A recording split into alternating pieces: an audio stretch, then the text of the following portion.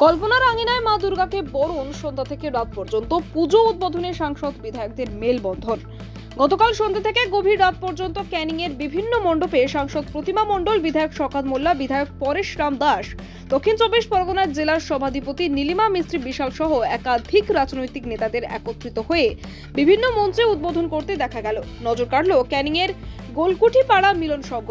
এবার তাদের ভাবনা কল্পনার আঙিনায় মা দুর্গা বড়। কৈলাস থেকে দেবী দশভুজা মর্তের আগমনের সময় এসেছে, আর মাত্র কয়েকদিন বাকি। মায়ের মর্তে আগমন ঘিরে উচ্ছ্বাস তৈরি হয়েছে। সেই উচ্ছ্বাসে মেতে উঠেছেন ক্যানিং এর গোলকুঠি পাড়া মিলন সংঘ। তাদের এই পুজো শতবর্ষের দোরগোড়ায় ৯৯তম বর্ষের আয়োজনের কাজ শেষ পর্যায়ে। এবার মিলনের ভাবনা কল্পনার আলপনা। মণ্ডপ সজ্জায় ফুটিয়ে তোলা হয়েছে গ্রাম বাংলার হারিয়ে যাওয়া আলপনা। রয়েছে চন্দননগরের আলোকসজ্জা, যা সাধারণ দর্শনার্থীদের কাছে আকর্ষণীয় করে তুলবে। উল্লেখ্য, সংস্কৃতির শব্দ আলিমপান থেকে এসেছে আলপনা কথাটি। এর উৎপত্তি সম্ভবত প্রাক আর্য যুগ থেকে, যা বৈদিক ব্রত বা ধর্মীয় আচারের সাথে যুক্ত। আলপনার নকশায় লক্ষ্মীর পদচিহ্ন, ধান, সূর্য, পদ্মফুল, শঙ্খলতা, মই, নানা ধরনের আলপনা আঁকা হয়েছে। আলপনা বাংলার সংস্কৃতি ও ঐতিহ্যের একটি ক্ষণস্থায়ী লোকশিল্পী। মিলনের পুজোকর্তা বিপ্লব ঘোষ জানিয়েছেন, এবছর আমাদের পুজো ৯৯তম বর্ষের। প্রতি বছরের নতুন নতুন চিন্তা ভাবনা থাকে আমাদের।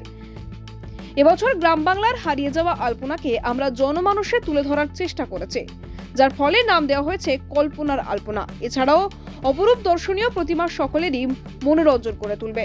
অন্যদিকে বুধবার রাতে প্রদীপ প্রজ্বলনের মধ্যে দিয়ে ৪২তম বর্ষের দুর্গাপুজোর সূচনা হলো ক্যানিং এর মিঠাখালীতে। উপস্থিত ছিলেন জয়নগর লোকসভার সাংসদ প্রতিমা মণ্ডল, ক্যানিং পূর্বের বিধায়ক শওকত মোল্লা, ক্যানিং পশ্চিমের বিধায়ক পরেশ রাম দাস, দক্ষিণ চব্বিশ পরগনা জেলা পরিষদের সভাধিপতি নীলিমা মিস্ত্রি বিশাল, জেলা পরিষদ সদস্য সুনীল সর্দার, ক্যানিং ১ নম্বর পঞ্চায়েত সমিতির সভাপতি উত্তম দাস, মাতলা ২ নম্বর পঞ্চায়েত প্রধান স্বপ্না দাস, ক্যানিং মহকুমা পুলিশ আধিকারিক রামকুমার মণ্ডল সহ অন্যান্য বিশিষ্টজনেরা। উল্লেখ্য, মিঠাখালীতে এই পুজোর থিম রাজস্থানের যোধপুর প্যানেলস। প্রতিমা দুধেশ্বর ধানের শীষ দিয়েই তৈরি হয়েছে, সাথে লেজার শো, যা দর্শনার্থীদের কাছে আনন্দ ঘন মুহূর্ত।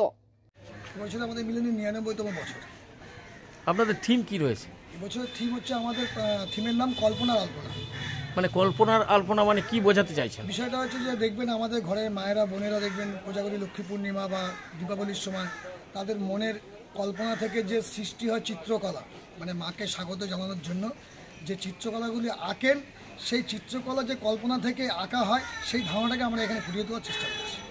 মানে বিগত দিনে যে বাংলার ঐতিহ্য, সেটাই কি ফিরিয়ে আনার মূল লক্ষ্য? এটা আমাদের পুরনো সংস্কৃতি, বাংলার ঐতিহ্য, ভারতবর্ষের ঐতিহ্য। এটা আপনাদের প্রতিমা তৈরি করেছেন কি? আমাদের প্রতিমা তৈরি করেছেন মিলন চিত্রকার, হলদিয়ার একজন। মানে প্রতিমার কোনো আকর্ষণ রয়েছে? 100%। প্রতিমার মধ্যে আমরা দেখবেন আপনি নীল সাদার উপরে বেশি কাজ করা হয়েছে। সাদা মানে হচ্ছে, আপনি জানেন, শান্তির প্রতীক। আর নীলের অর্থটা বলার কোনো মানেই হয় না, কারণ নীল হচ্ছে আকাশের মতো যে কালার। আকাশের মতো বড় উদাসীন মানসিকতা থাকতে হবে। সেই মানুষ, আমাদের যে সদস্যরা আছে, তাদের মানসিকতাটা এতটাই পরিষ্কার, পরিচ্ছন্ন, উজ্জ্বল, যে তারা পুরো ডেডিকেটেডভাবে, নিঃস্বার্থভাবে পুজোটাকে আজকে এই সফলতা পৌঁছে দিয়েছে। মিলনই হচ্ছে প্রতি বছর একটা নতুন একটা উদ্ভাবনা তৈরি করে এবং প্রচুর মানুষের সমাগম হয় পুজো কটা দিন। এবছর কি আশা করছেন? এবছর তো আমি আশা করছি প্রচুর ভিড় হবে, কারণ আশা করি প্যান্ডেল প্রত্যেকেরই ভালো লাগবে। আর প্রতি বছরই মিলনই কোনো না কোনো একটি সংস্কৃতি ফুটিয়ে তোলার চেষ্টা করে, যেটা বাস্তবের সঙ্গে যার মিল রয়েছে। আপনাদের পূজার উদ্বোধন কবে? আমাদের পূজা উদ্বোধন গতকালকে। ক্যানিং থেকে গোপাল সিলের রিপোর্ট, ডিএন নিউজ বাংলা।